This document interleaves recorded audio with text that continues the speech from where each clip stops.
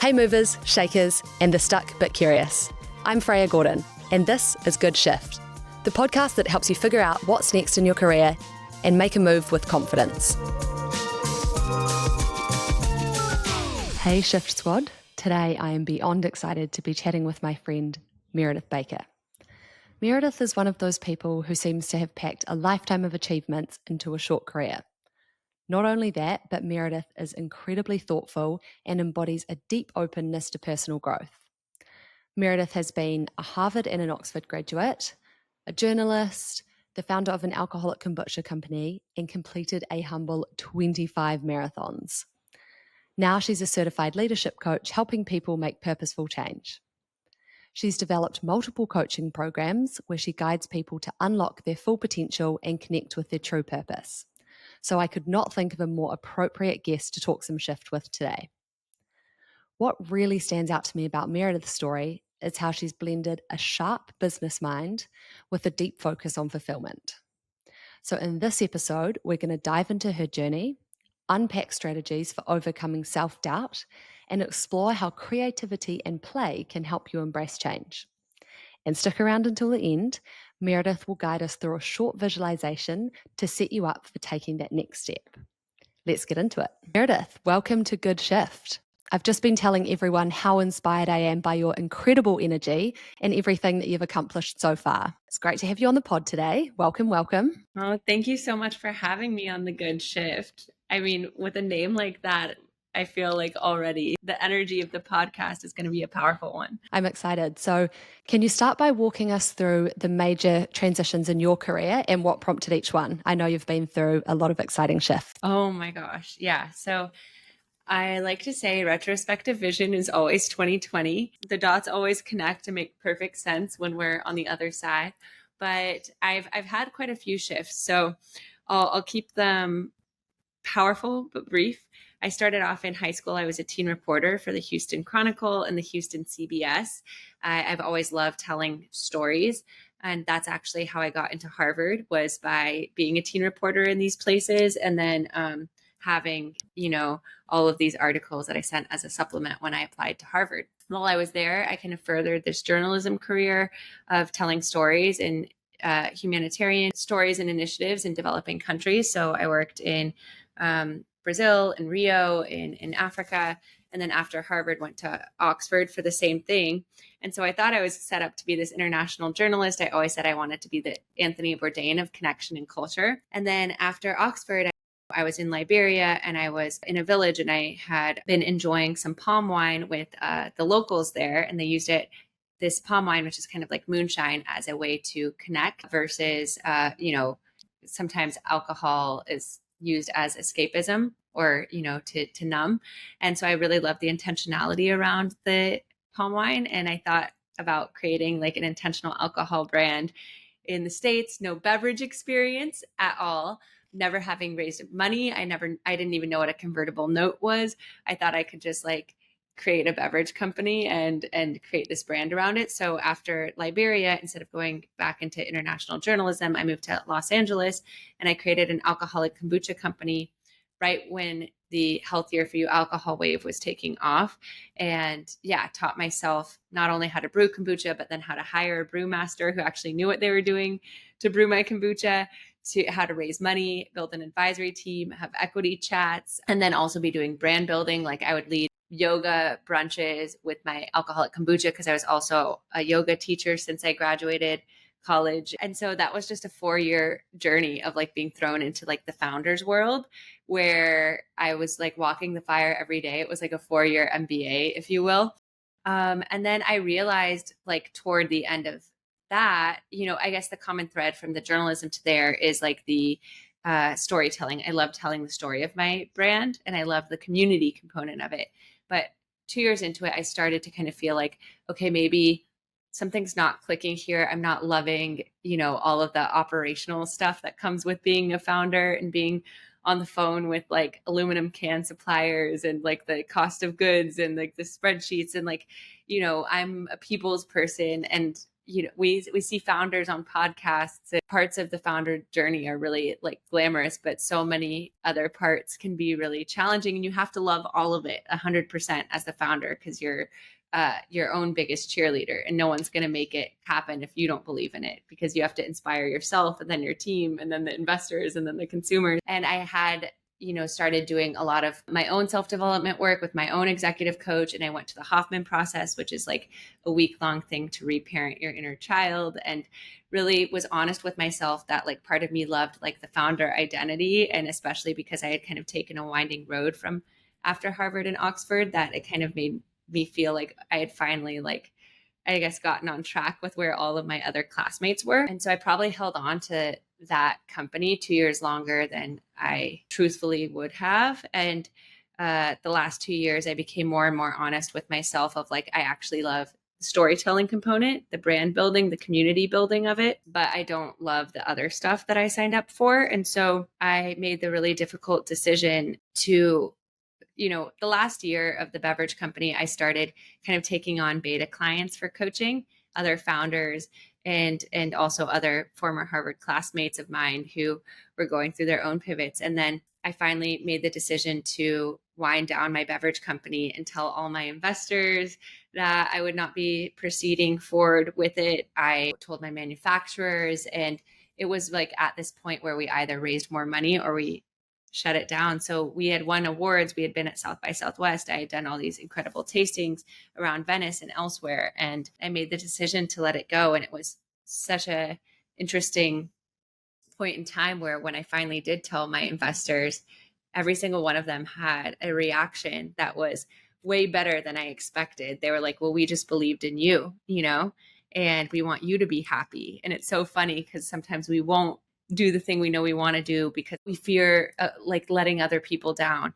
But when we actually do it, it actually was going to be okay this whole time. And we were the ones putting that pressure or that fear on ourselves. And so that was the case for me. I was blessed with a lot of great investors who were very supportive of me. And then I went full time into coaching from there. So since then, I guess that's 4 years ago now, I've coached over like 60 people, other entrepreneurs, ER doctors, lawyers, people who work in startups, nurses, other creatives, all to kind of find their inner confidence, their North Star, and be guided by that from the inside out.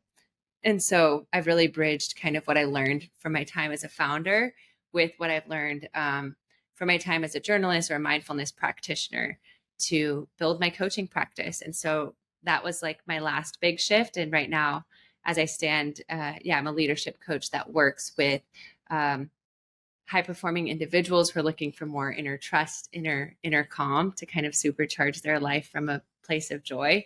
And I also have my group coaching program, The Upgrade, which is a 12-week program that I run for women who do this coaching work in community. And then I have my Powerful Stuff experience company and podcast, which is like the weekly podcast around self-development, not taking ourselves so seriously in the process, and our events that go along with it in the LA ecosystem.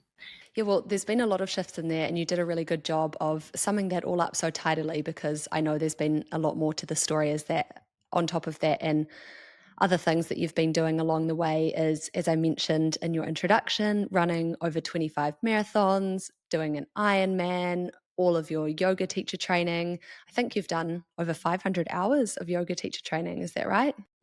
Yeah. And so I love that that's all come together now into you being able to help people with all of this stuff.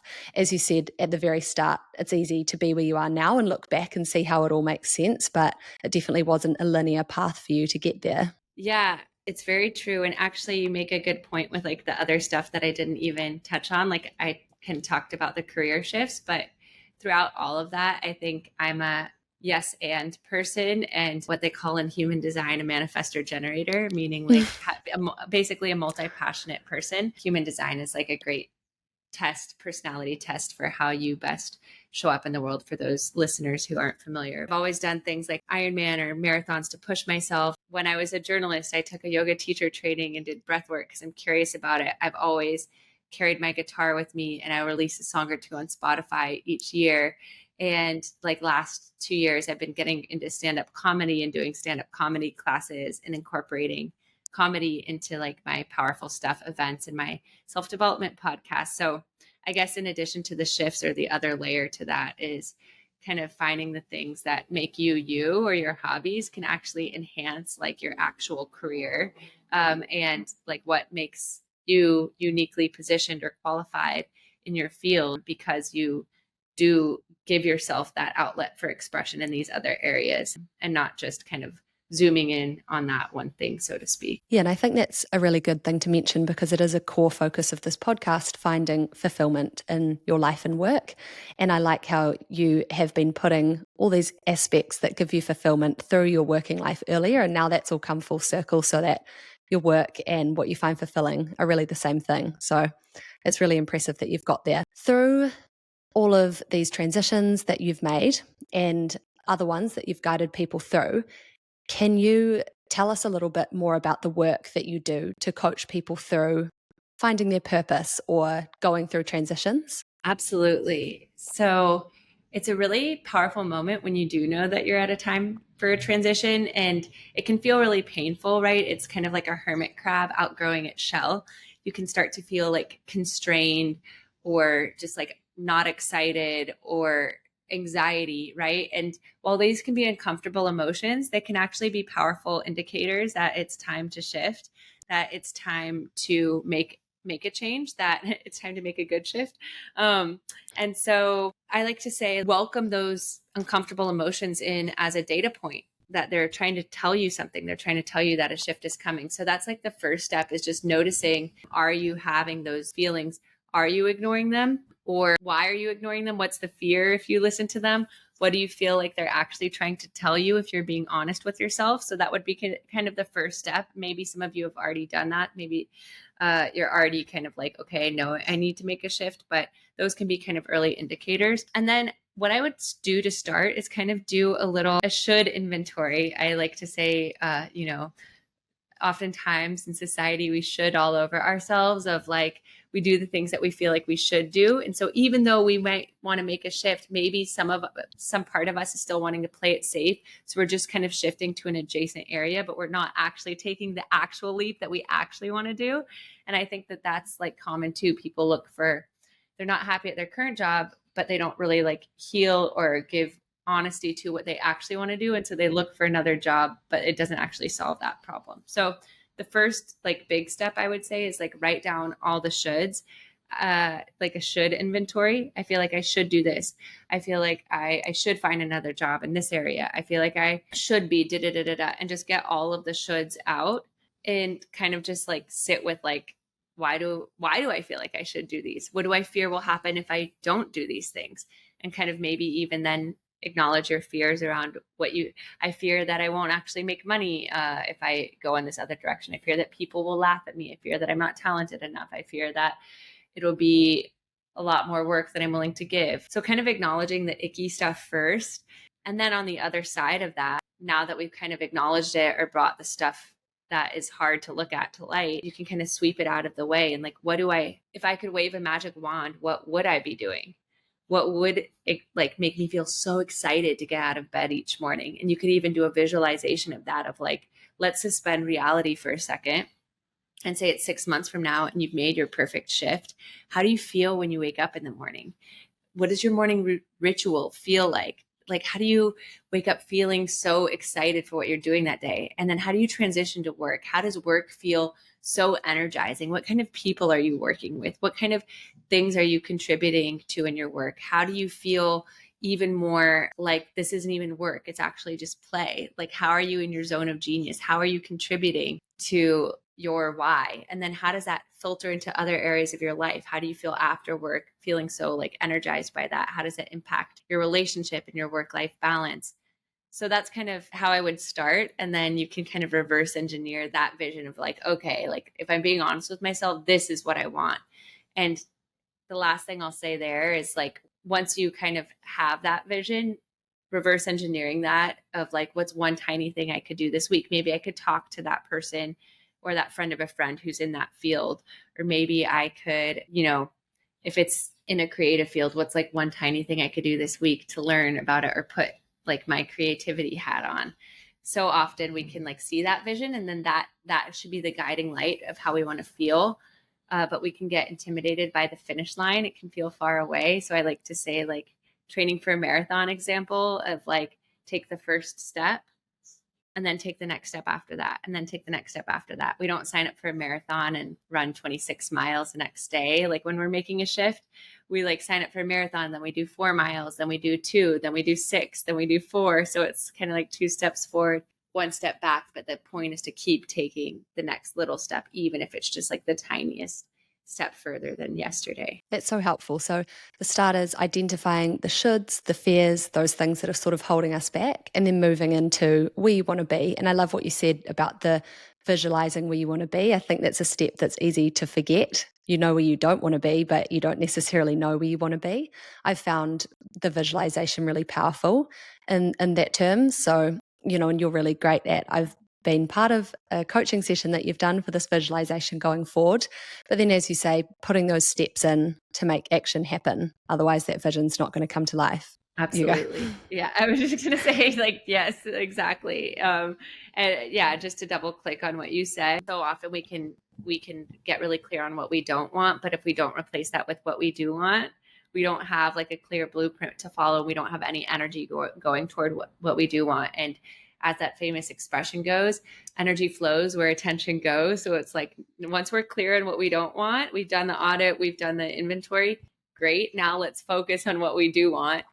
How do we feel in that? And what are the steps in the aligned action that we can take to get there? Okay, great. So now people have gone through this stage. I'd love to hear a big part of getting this podcast is getting to the crux of how to make that shift and get something off the ground. Let's focus particularly on someone who might be starting on an entrepreneurial venture themselves. So on a more practical level, rather than a mindset level, can you talk us through some of the common challenges you've seen from your own work or for those that you're working with when starting out a business?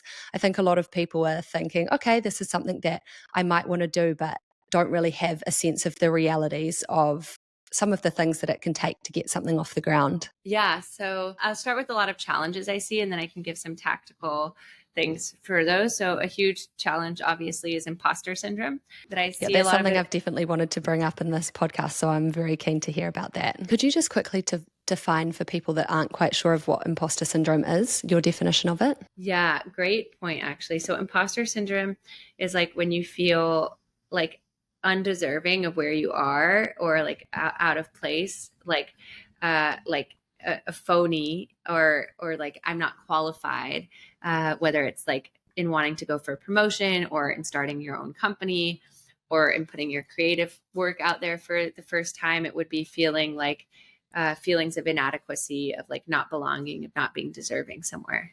Great, thank you. Absolutely. So a lot of people have imposter syndrome, right? When we're doing something big and scary that we haven't done before. Oh, I'm not good enough. I'm not qualified. All these other people are further along. And imposter syndrome, I actually like to say it's a good thing. Like, celebrate when it comes, because it means that you're doing something out of your comfort zone. And if you didn't have imposter syndrome, you'd probably be complacent. So like, let's reframe imposter syndrome being a bad thing. Be like, okay, yay, this means that I'm at my growth edge. It's like, that's like step one. The 5 steps that I kind of take people through to overcome imposter syndrome is just kind of like, step 1, acknowledge that it's coming up, like what it's saying to you, kind of like the steps in the last exercise, like acknowledge what the imposter syndrome is saying to you. And then the second step, which I love, is write a counter argument to it, of all the times that you were a beginner before and it worked out, right? If you're an entrepreneur, chances are there was something else at some point in your life you were a beginner at and now you're an expert at, whether it was like as a consultant, or, you know, doing spreadsheets and you're working in finance, or like, you know, learning a new language or an instrument, whatever it might be. So like, writing a counter argument, because it's not needing to know the thing, or it's about having the adaptability and the characteristics of someone who can grow in uncomfortable or new environments. So step 2 is writing that counter argument. And then step 3 is like, what is the cost to yourself and the world if you don't do that thing, right? If you don't start that company, if you don't start that podcast, if you don't share your creative work, like what does the world lose out on for you not sharing your gifts, and what do you lose out on? And it can be really like powerful in a very morose way, when you acknowledge the cost of that for yourself, of like you being 80 and being like, would have, could have, should have, and all of the things that you could have inspired in people. And then finally, step 4 is how are you uniquely qualified to do it with like your founder story as an entrepreneur, or your voice as a creative? Like how can no one else do it but you? Even though other people might have characteristics like and be in their own lane, what is your unique thing? And like coming back to that is really going to anchor you in like, it's okay that I'm a beginner, because that's like something I can fix. Like I get over that by the inputs, not by the outputs, And so after step 4, it's like, what's that one kind of final like little action that I can take? Kind of like what I was saying with the marathon. What's that one step? Because you don't get out of imposter syndrome by not taking action. The only way you get out of it is by taking action. And so that's the biggest thing with imposter syndrome is just like the only way we overcome it is by taking action, and those like little steps help us. But it's also kind of like what I was saying, being more focused on your inputs versus your outputs, meaning like, okay, am I doing the things? Am I waking up and making the phone calls, or having the coffee dates, or doing the checklist to get my podcast ready, or whatever it might be? And then not letting our perfectionism or high achiever mentality creep in of like, I'll only tell myself I did a good job if this is the reaction I get from people, or if this is the success that I get. Because then you're always going to be on that hamster wheel, versus like, I'm proud of myself because I showed up, I did the hard thing. It's okay if I didn't like get a lot of likes on that post of my poetry. It's okay if like that investor said no to me. It's okay if my podcast only got like 2 downloads. Like I did the thing. I'm going to wake up tomorrow and I'm going to do it 1% better. So that would be like the first thing for imposter syndrome, I would say. And one of those things you mentioned in there was perfectionism. I think that's something that can really hold people back, waiting to get the perfect idea before they start their business, or waiting until those social media posts have been tidied up to the standard of people who are getting millions of views. So can you walk through some practical tips specifically in the perfectionism area about how people can push through that more? Absolutely. Yeah, it's such a good point. In perfectionism, is something that we all deal with. And it also just boils down to a fear of like not being enough, right? Because I fear if it's not perfect, then I won't be enough, or these people won't say these things. So it's like having compassion with ourselves for that part of us that wants to feel enough, that wants to be liked, and like letting that part of us first and foremost know that it's okay. We're not going to abandon them if it doesn't get these likes, or it doesn't work out this way. Like we're going to love them and be proud of that, like ourselves, no matter what. So it's like first steps first is like switching out that stern helicopter parent voice on ourself, on our internal dialogue, and starting to notice when we have that perfectionism voice and say, and I'm going to love you no matter what. And I'm going to be proud of you no matter what. And giving ourselves that loving, nurturing voice instead. And then on a tactical level, kind of like what I was saying for the imposter syndrome, being input focused versus output focused. So saying like, I'm going to be proud of myself if you notice the thing that comes after it is outside of your control, if these people like my thing, if this person says yes, if I get that promotion, that's like output focused, right? It's out of your control. Mm-hmm. So it's like, I'm going to be proud of myself if I post this thing, if I put out podcast episode 1, right? Because then it's like within your control. You can do all of those things. So starting to shift from like that conditional pride in yourself of like, is this out of my control? Is this based on other people's reaction? And shifting it to like, I'm proud of myself because I took action on this. So I would say like noticing what are the things that are within your control that you can do that. And I think, there's a few great quotes I love to say for this, like done is better than perfect, right?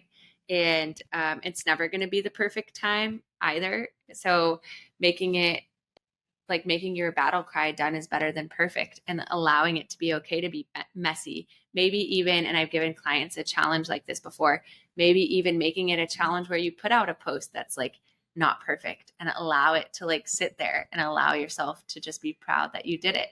maybe you put on a timer and you're like, okay, I'm just using posting as an example, but okay, I'm going to write this post for 10 minutes. When it's done, I'm going to press post and I'm not going to think about it. Right. And it's not to say like in the future you won't iterate or take time, but it's just to get comfortable with putting stuff out there. So I've once given a client like a 30-day posting challenge because they wanted to show up on social media more and for poetry.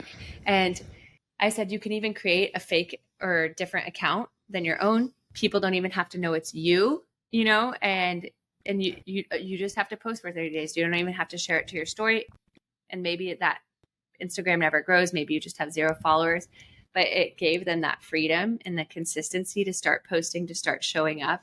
And then lo and behold, once they started doing it, then they like started sharing it to their personal account, and like people, you know, started seeing it. They even got one of their poems featured on like the poet's Instagram at the end of the day. So it just starts by like them accepting the consistency challenge of it. So I think it's like getting over perfectionism is being consistent and allowing yourself to like do the action and take pride in that versus like what someone might think of it on the other side. And that's tough, right? So it continues to come back to the self-compassion component of reminding yourself, I'm proud of you for doing it. I'm proud of you for showing up. It's sort of making me laugh. I'm thinking of the felt cute might delete later, where someone just throws out a post of feeling themselves.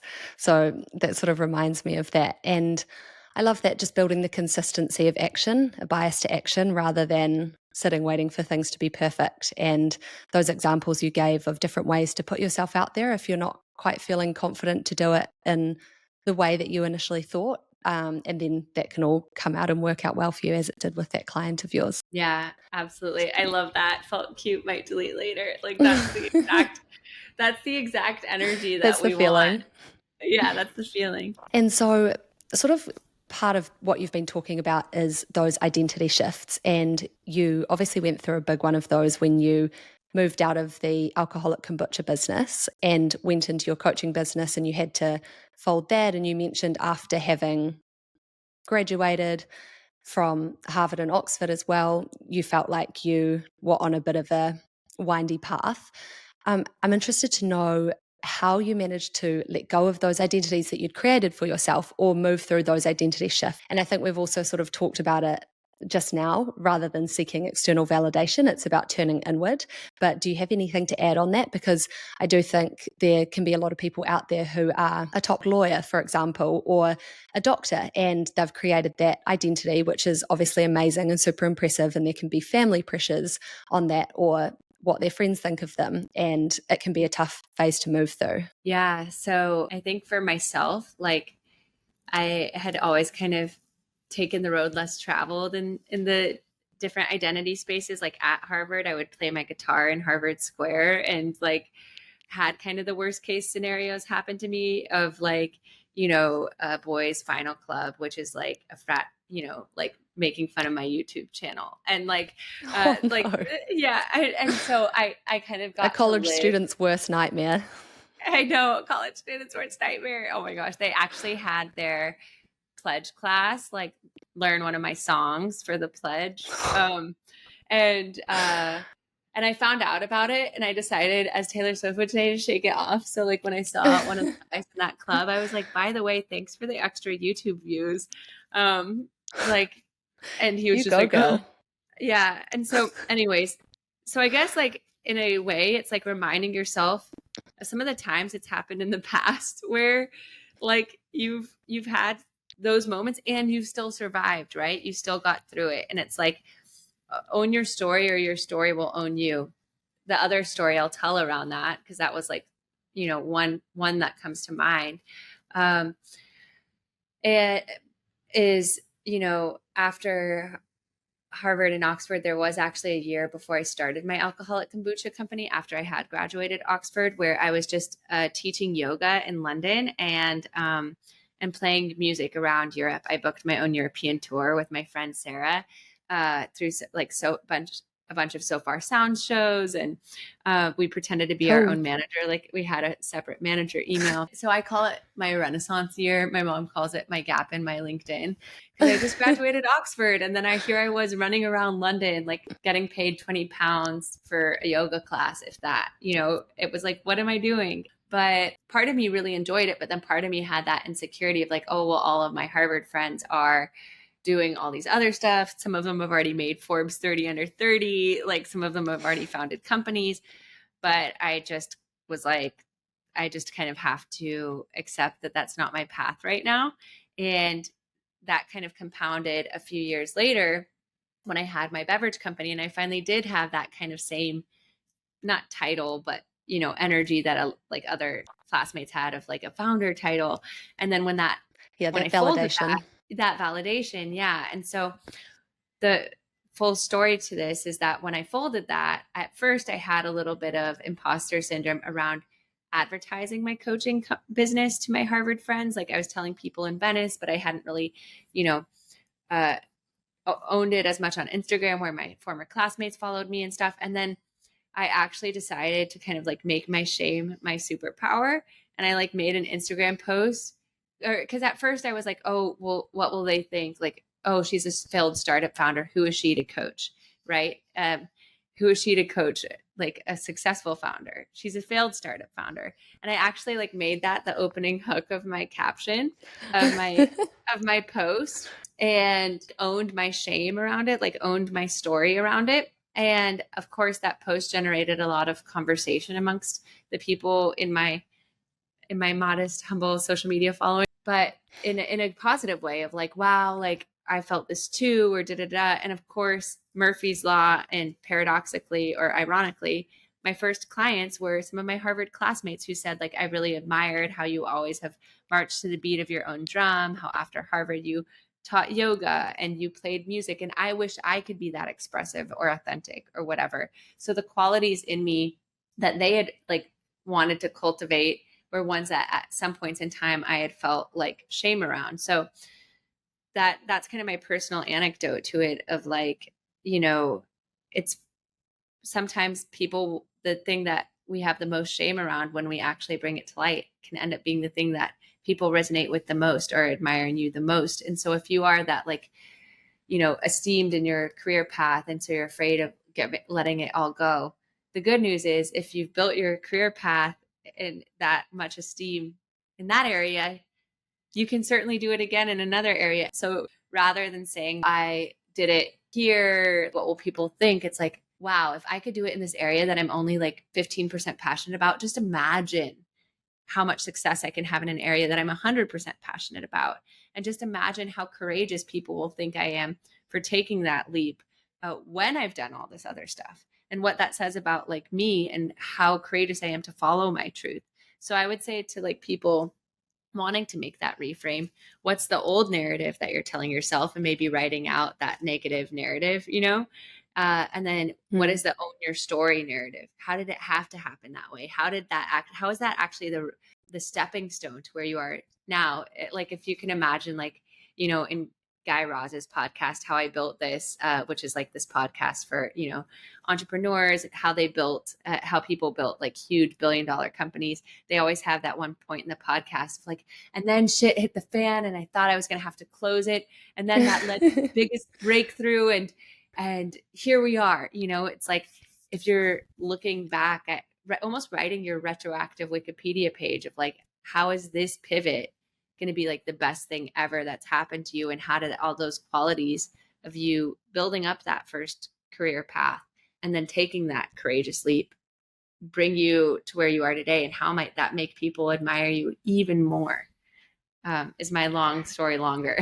No, that was a great long story, and I love that about building up that confidence as well. You've obviously been through lots of different shifts that have allowed you to get to the phase as well of starting your comedy shows, for example. And what you were talking about with the Harvard guitar scene, you'd be well attuned to people essentially ripping you out, which you're always going to get as a comedian, but you've had that experience to build on to get the confidence to go and to do something like that. And I liked what you were saying as well about leveraging these past experiences I've talked about this before, but I feel a lot of people think that other things they've done is potentially time wasted. And you talked about that year when you did the yoga and everything, but that's actually really been quite foundational to where you've got to now. And so what would you say to someone who's thinking that their past experiences, maybe that's in an accounting firm or consulting or something, how does that translate to actually being a really good foundation to whatever they want to do next? Because I'm sure with your journalism and everything else there, that's all built into what you're doing now. And it's all time really well used, even if it's not exactly the linear path people would expect you to be on. Yeah, absolutely. So I love to refer to it as a golden thread. Like, what is the golden thread connecting all of those things? Like, and how are they all like ingredients in the recipe that is your offering? And so, kind of like what I said before, like if we don't own our story will own us, or we'll be like, that was time wasted. That story literally does not serve you. It doesn't serve you in like a job interview. It doesn't serve your founder story. It doesn't serve your creative art. So like, even if you don't believe it at first, and even if it feels, fake it till you make it to write it, one of the most powerful exercises is writing out what my old executive coach, Victoria Song, shout out Victoria, had me do in her coaching program, which I love to like incorporate into my coaching program as well now, which is like writing out a soul script. And the soul script is essentially like all the like pivotal things that happened in your life, as if you were your omniscient, all-knowing, timeless soul who like looks at your human life journey and can see the full picture, like from point A to point B. How did each thing build on the other, and how did it actually have to happen that way to get you to where you are today? So I would ask yourself, like with the accounting questions, like how did I have to do that to get to where I am today? Like, and how did it actually contribute to like my character, my perspective? What was something that happened there that was a huge personal growth moment for me? How does me, even if I want to be a creative, like I interviewed on my old More of That podcast, Leah Zakaria, who's founder of Shefa Yoga in Venice. She used to be an accountant. She is such a dialed businesswoman that was able to open a yoga studio during the pandemic. She's so good with numbers. So many like yoga studio owners or might have a passion for yoga but might not have a background in business, and you can obviously learn that on the job too, if it's like not any, like no fault if you don't have that. But for her, instead of saying like, oh, why was I doing accounting these years, I could have been doing yoga all these years, she was like so savvy with the numbers to be able to like crush it in the business. And every skill that you have is going to come back into play, like especially if you were in a background, not just if the background directly relates to maybe some of the back end stuff that people in this new background don't usually love to do, but also just in the character that it built in you, maybe the people that it introduced you to, that like you had to meet, who like said the right inspiring thing to you at the moment, or who were a trigger actually for you, and like woke you up to like needing to take action on your own thing. So yeah, I would say like very simple answer to your question actually, after all of that's being said, is how did it have to happen that way? What have I learned from that? How did it bring me to today? So I think the biggest thing is like, yeah, how did it have to happen that way to bring me to here? I love that. Your story is such a good example of that as well. And as you're saying, it's so easy with the hindsight to see that, but making sure that you can see that before you get to that stage where you already get that hindsight. So, when you were starting up the alcoholic kombucha company and your coaching business, what are some of the key challenges that you faced in like a mindset terms or technical terms starting up the business? Oh my gosh. Yeah, so I'm sure there's much. quite a few. So, Yeah, well, I just like laugh when I think about like the Meredith who thought she could start up the alcohol company. I just bought like a SCOBY on Amazon in a big like 2-gallon jar. And I'm like, perfect. I'll just like ferment it for a little longer than regular kombucha to make it alcoholic. And then I'll like bottle it and like sell it at the farmer's market. And I didn't even know how to test for alcohol then. So I ordered like an alcohol testing kit. And then I realized like I can't do this on my own. So I hired the former brewmaster of Dogfish Head. And then I realized, oh, that's quite like a we need, title, former brewmaster. I know, right? They have like this amazing laboratory in Colorado. They started doing our formulation. So I realized like what I didn't know. And then I hired people who did know those things. And then I was like, oh my gosh, I'm going to need to like raise money. How do I do that? So I started meeting with other founders and having conversations with them. What do I need?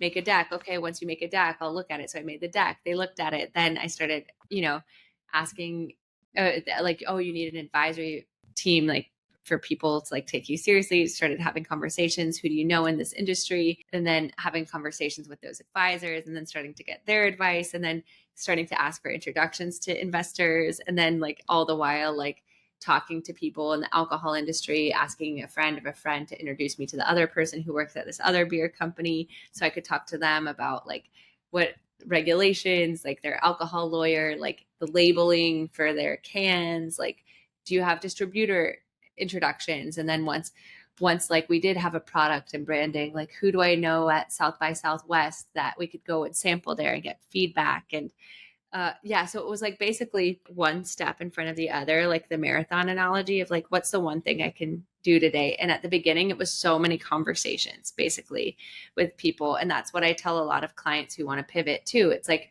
if let's just say a client wants to like be an interior designer.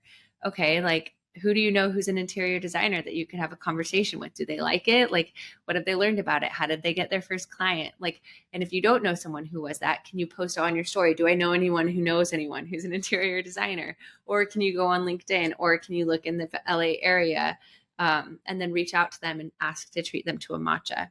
So like all of my conversations, each conversation would be like what I would record, like what's my takeaway from this conversation? What's my follow-up and what's my next step, right?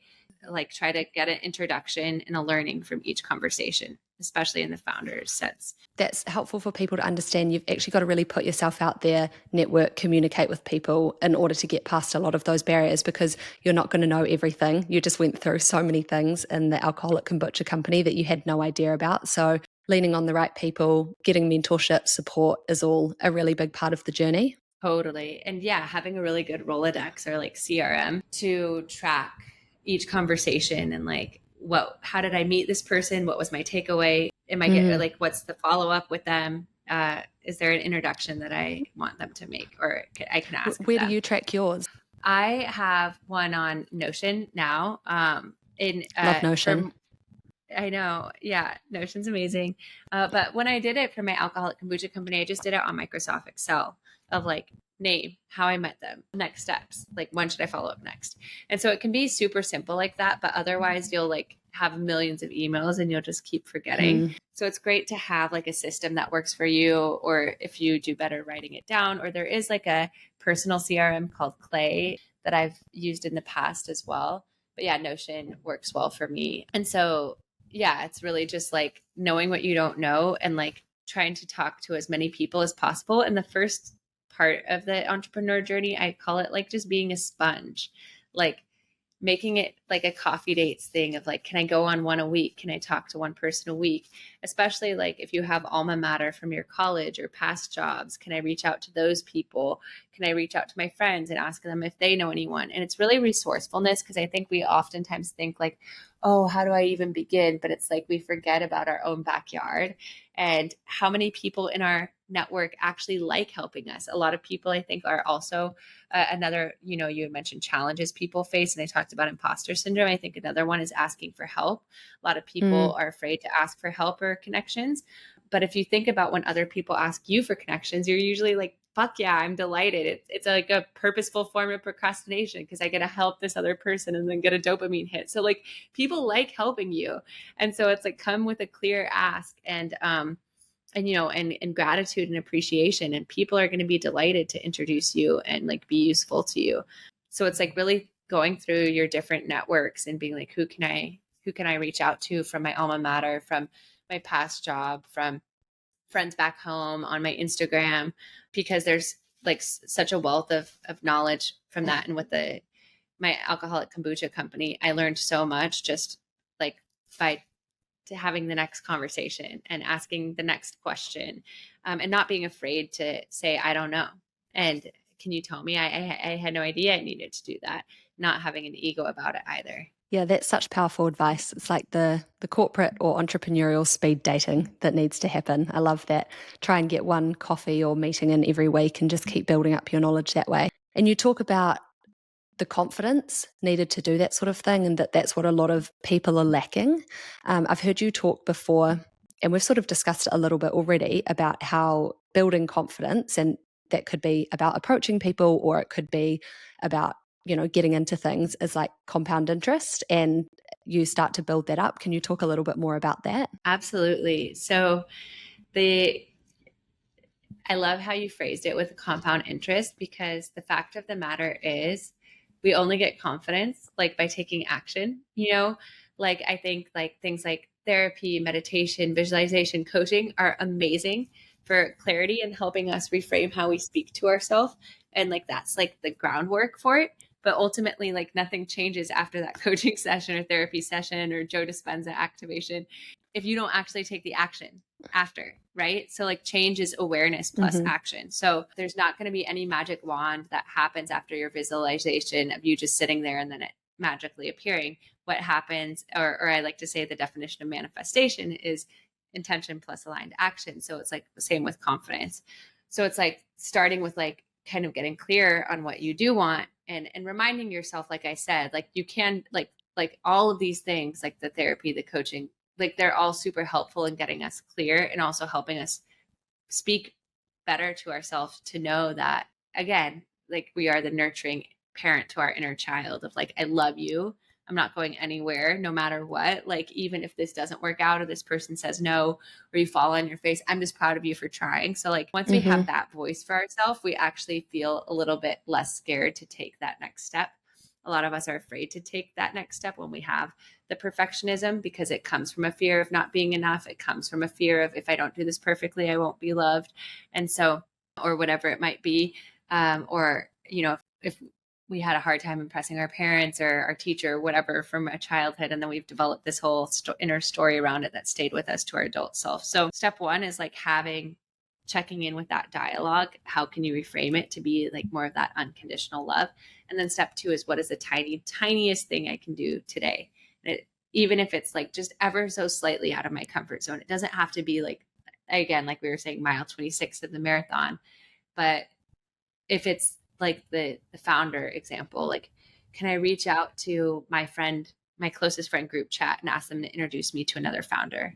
Or can I ask that person who mentioned they were in a VC, like working at a VC, can I ask for 15 minutes to pick their brain? Like, it's like, what is that tiniest step you can take?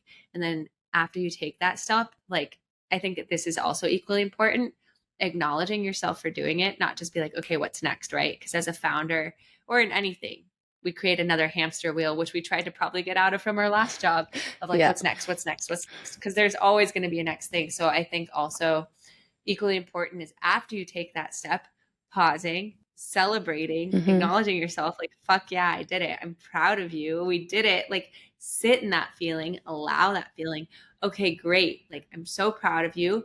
Okay, what's the next tiny like stretch we can take? So it's like, yeah, talking to yourself nicely, reminding yourself you love yourself, not going anywhere, taking that little action, that tiniest action, celebrating it when you do, acknowledging yourself, and then taking another action after that.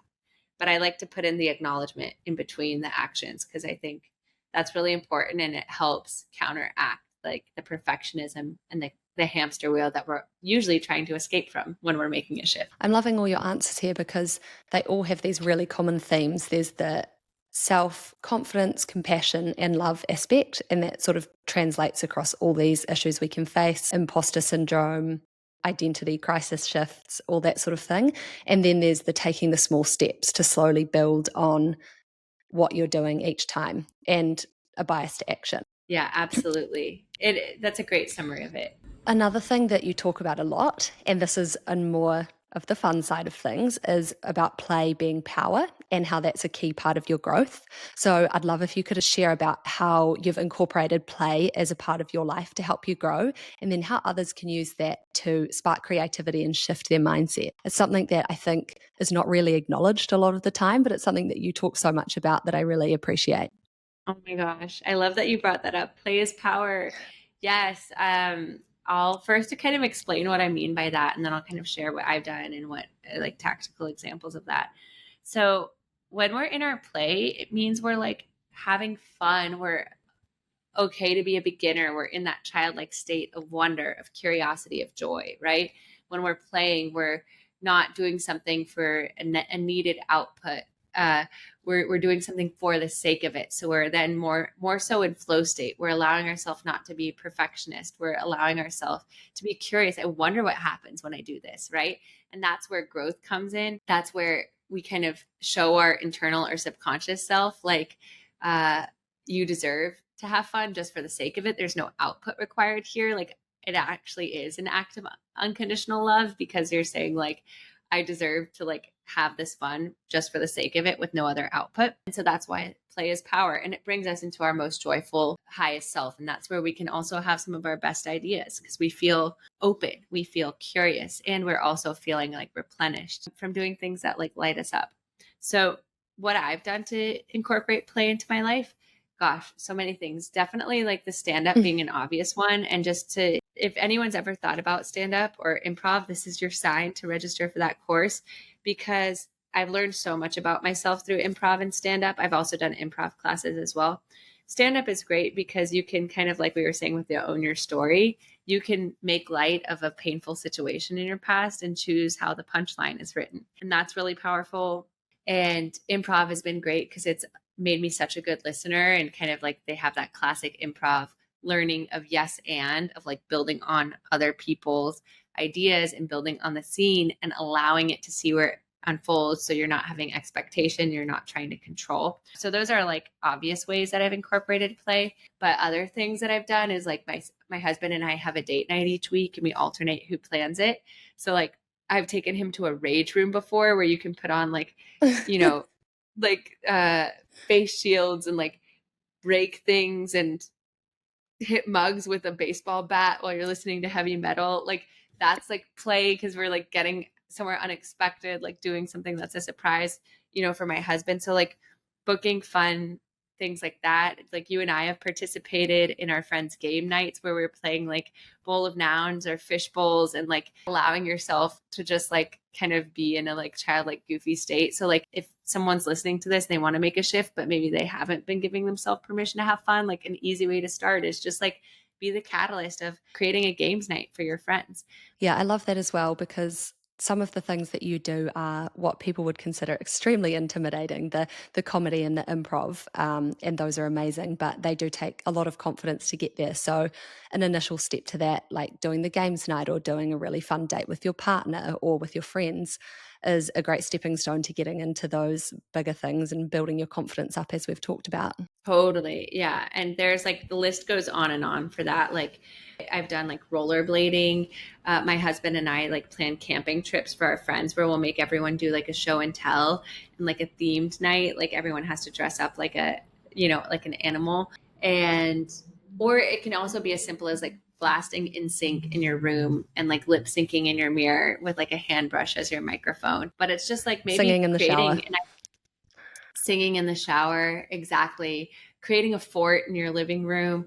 But just like, how can I bring out those childlike, you know, energies in myself again? Or maybe it's like going to a slacklining class or like a pole dancing class, just like something that's just like new and like you expect to be bad at it at first. And that's the fun of it, is like the falling and the allowing, or going to like a trampoline center. Endless possibilities, but it literally could be like singing in your car. And the whole point is just to like allow yourself to like let your hair down, and that's equally as important as like the heads down working time. In fact, if not more important, because like you'll burn yourself out if you're not having any play, and you'll be surprised like what actually like inspired and clarifying ideas come through while you are having the play. Amazing. Thank you for sharing that. So, moving into a final sort of wrap up, what would you say is some mindset tips or daily practices that can help people take their first step toward change and feel more grounded while navigating these transitions? Yeah, their first step toward change. Gosh. Firstly, leaning on that idea of excitement, kind of the visioning you and I talked about at the beginning of like, how do they want their life to look like in a year? Maybe even write a letter themselves from the future. Like, hey, so and so, Wow, what a year it's been. I can't believe you've finally gotten to like step into your most joyful life. I'm so proud of you for taking the leap to do this. And this has been amazing. Like now we wake up every day so excited for like what's in store because of da da da da da. Yeah, writing yourself a letter like from the future and kind of like how do you want to feel? What does that letter look like? And then kind of what we were saying before, noticing what fears maybe have kept you from stepping into that, acknowledging those, and then, okay, what's like a little action that I can take, that I can take today? And I think like the biggest thing is kind of keeping that vision at the forefront each day, adding to it or visualizing on it, or really, you know, our mind, it can feel daunting even when you want a vision on where you want to go, especially when you don't know what you want to do next. But the more you sit with that vision and you revisit it each day, like it'll narrow down in your mind further and further and continue to give you richer details each time. So I would say like consistency and actually like asking yourself, what do I want? What does light me up? And like following the little breadcrumbs each day of like, okay, well, I know lighting something that lights me up is like creating. So I'm going to go to a pottery class tomorrow. And it doesn't mean that you're going to like, that's going to be your career trajectory. I call it going to the self-trust gym. As in, when my intuition speaks, I listen. When my intuition speaks, I listen. And sometimes, if we've been in the should land for so long of doing what we thought we should do, we're super disconnected from our intuition, or maybe we're a people pleaser. Mm-hmm.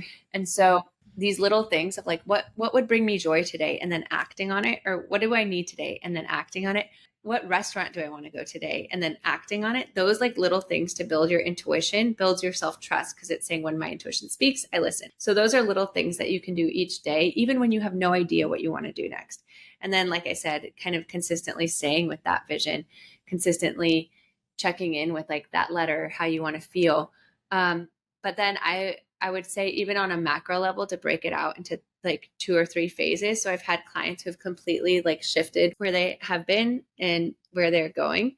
And the first step, usually after you leave let's say like a job or something, is recovery. Like a lot of people are suffering from burnout. So I say like use this time firstly to like give yourself permission to feel and to heal. Step 1, feel and heal. Like you don't need to know exactly what you're doing next, like tomorrow, like give yourself a few weeks or however much time you have available to you.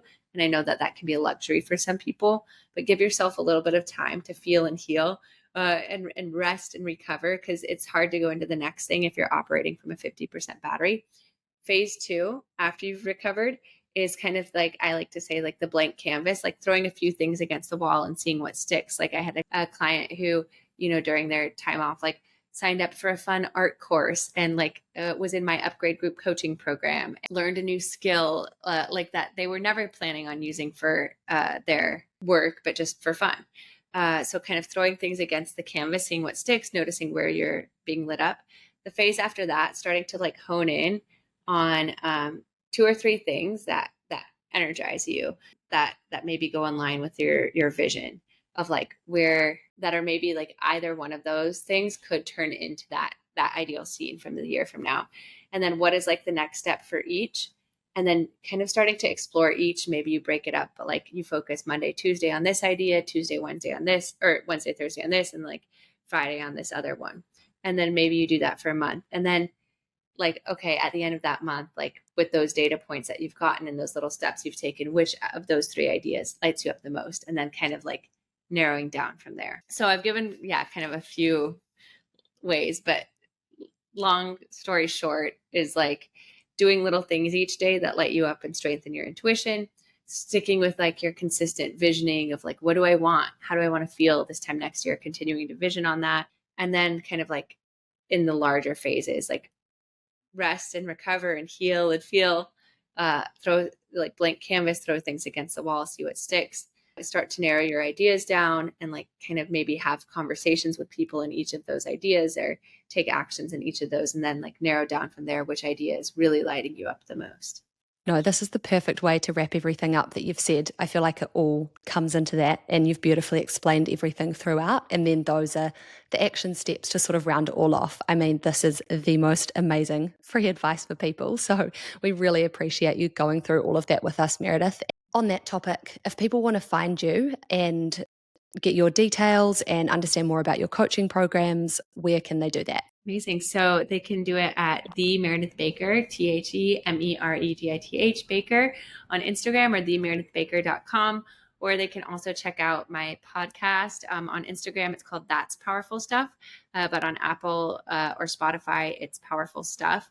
And that's my weekly podcast with kind of coaching advice with a little bit of comedy. I always have a meditation and journaling prompts for people. We've covered everything from like releasing expectation to how to rewire old patterns to visioning for the next year to an episode to listen to on your birthday.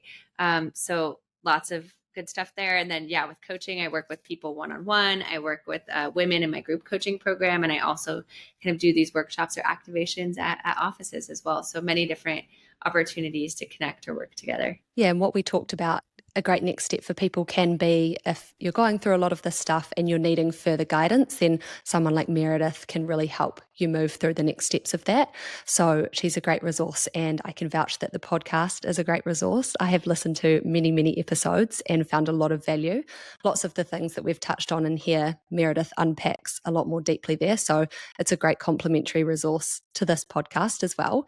And now we're just going to round out with one last bit that I like to ask everyone, Meredith, is a book or a podcast recommendation for people who are exploring mindset shifts or career transitions. I love to say that one of my favorite books that I actually have as required reading for my group coaching program, The Upgrade, is Existential Kink by Carolyn Elliott. And it's a great book about shadow work and how maybe some of our patterns are getting in the way of us getting what we actually say what we want, and kind of a fun and playful look at, okay, like how am I creating the situations that I say I want to avoid, or how am I blocking my success?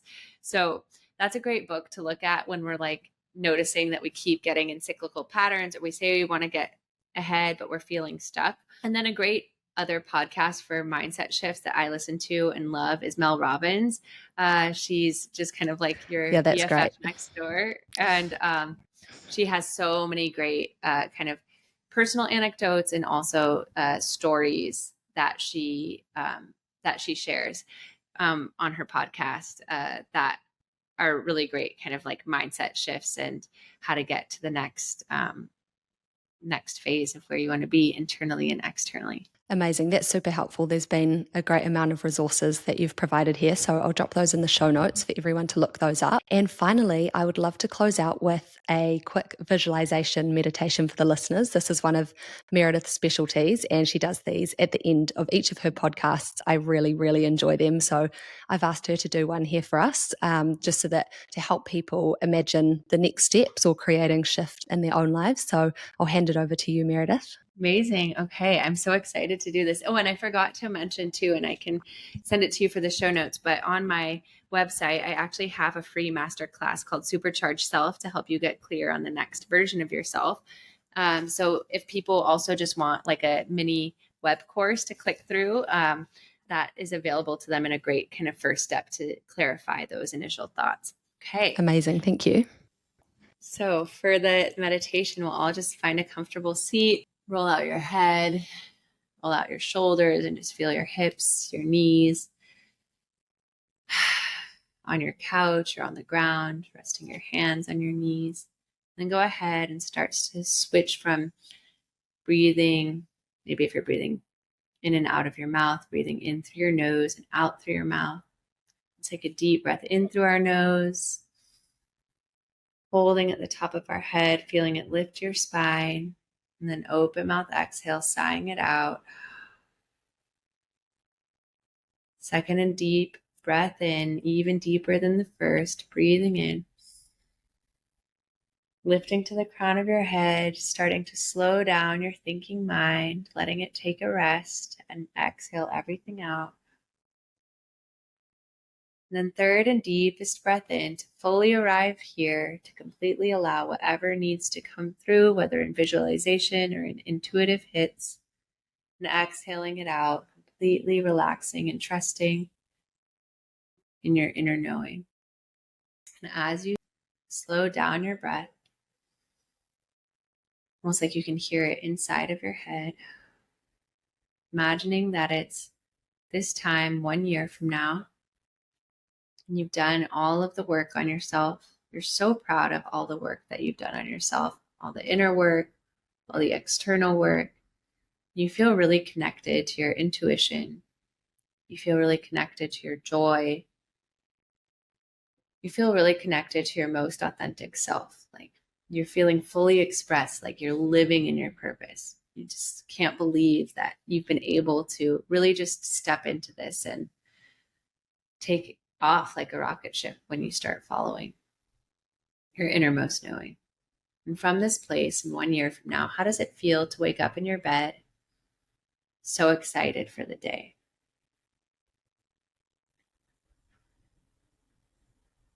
Are you in the same bed or a different bed? How do you move through your morning to really harness your energy and set your energy for the day? What does your morning ritual consist of? And how does it really nourish you for the day ahead? Now, as you transition to work, how does this work feel? How does it feel like so energizing? Like it doesn't even feel like work.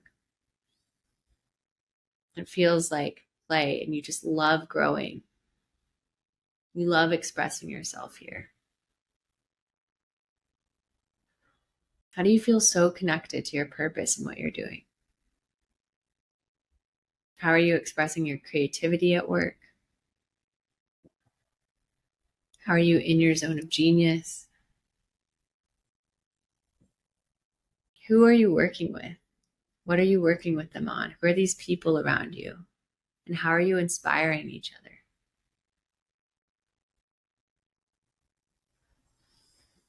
And how are you really stepping into your leadership here? Feeling more in your power than you've ever felt in your entire life.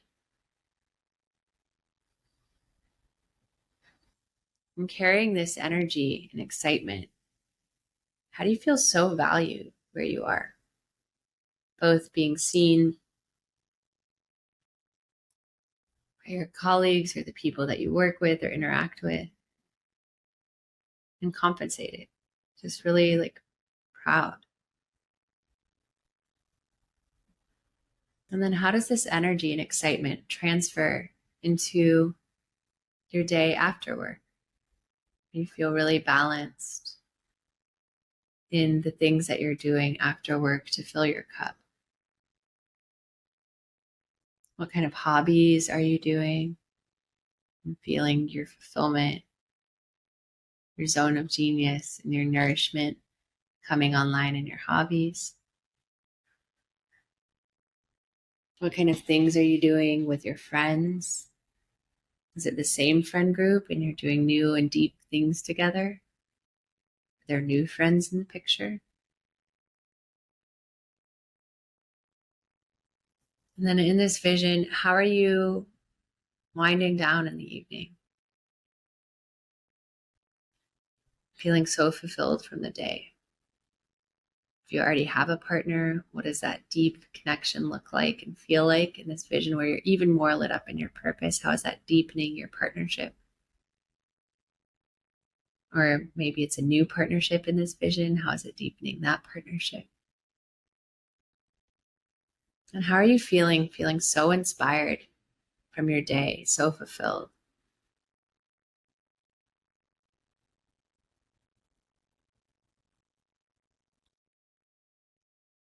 And imagining in this vision, you go into your bathroom and you look at this reflection of yourself from the future,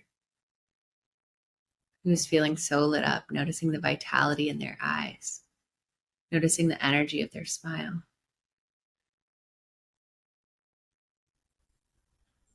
feeling their entire energy, their essence. And just noticing where you are between your life today and this vision. Just noticing it. And then asking that future vision, that future version of you, what is the perfect next step you can take? What is the perfect tiny next step that you can take this week to set that vision into motion.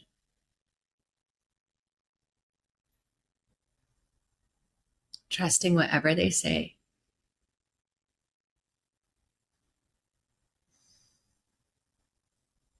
And then thanking them for that wisdom, breathing that trust in that vision into you right now, breathing in that feeling and starting to amplify it, knowing that that vision is here right now. It's already in motion as you take a breath in. You exhale, feeling the vision flush throughout your whole body, this energy, this excitement, this clarity. Another breath in. And exhale, bringing it into the present moment as you softly open your eyes and come back into this space. And then as you come back into this space, whatever came up as that perfect next step or that next action, write it down, commit to yourself to doing it, and maybe even writing out the vision in greater detail, setting a timer for 5 minutes, typing it out, writing it out, speaking it into your voice notes on your phone to capture that energy so you can return to that and use that as your North Star. Thank you, Meredith. That was so powerful and utterly calming as well, with bits of excitement in there too. And thank you so much for all of your insights today and for coming on the pod. Meredith's actually doing some play of her own at the moment, traveling around South and Central America, doing some amazing things. So while doing all of your work at the same time, which is super impressive. But I really appreciate you taking the time out of your exciting and busy schedule to come on and share all of your wisdom with us. Oh my gosh, it's my pleasure. I love sharing these tips so much. And you're someone that I actually feel like I've gotten so much play with this last year in terms of our couples games nights. And right before I left Venice, closing the loop, we did the Venice bike parade where everyone puts neon lights on their bikes and rides around Venice at night. So I feel like that was a perfect moment of play that then we talked about the podcast and now here we are doing it. So perfect example of full circle of play bringing inspired action. So super grateful that you had me on, and I'm so excited for this podcast to be out in the world, giving everyone bits of inspiration to take the pivot or the step that they know they're ready to take in their own life. Thank you, Meredith. That's actually a really great example you mentioned. On the Venice bike ride, I went out for the purpose of play and then happened to meet Meredith, who was biking as well. And I made that reach out to Meredith for help because I know that she's got a successful podcast. So those are great examples of everything we've talked about. So thanks again, Meredith, and enjoy the rest of your time in the Amazon, wherever you are now.